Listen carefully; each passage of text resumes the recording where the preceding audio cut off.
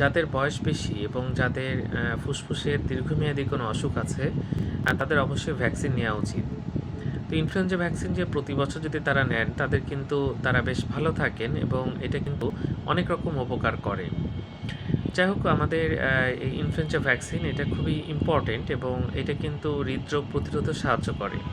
তো যার ডায়াবেটিস আছে, যারা বয়স্ক, তারাও নিতে পারেন এবং যাদের ফুসফুসের রোগ আছে তারা তো অবশ্যই এটা গ্রহণ করবেন, কারণ যদি ভ্যাকসিনটা নেওয়া হয় আমরা দেখেছি যে অনেকটাই ভালো থাকেন।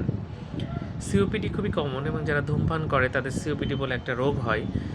এই রোগ হলে বেশ কষ্ট হয় এবং এই যারা সিওপিডিতে আক্রান্ত তাদেরও প্রতি বছর এই ভ্যাকসিনটা দেওয়া উচিত। এছাড়া স্প্লিনেক্টমির পরে, মানে অনেক সময় প্লিহা বা স্প্লিন কেটে ফেলা হয়, এরপরে কিন্তু এই ভ্যাকসিনটা খুবই গুরুত্বপূর্ণ। ইনফ্লুয়েঞ্জা ভ্যাকসিন প্রতি বছর আপনারা যারা সুস্থ মানুষ তারাও নিতে পারেন। এটার অনেক উপকার আছে এবং বছরে যে ইনফ্লুয়েঞ্জা বা আমাদের যে বিভিন্ন সমস্যা হয় সেটা কিন্তু দিলে অনেক কমে আসে। ধন্যবাদ সবাইকে।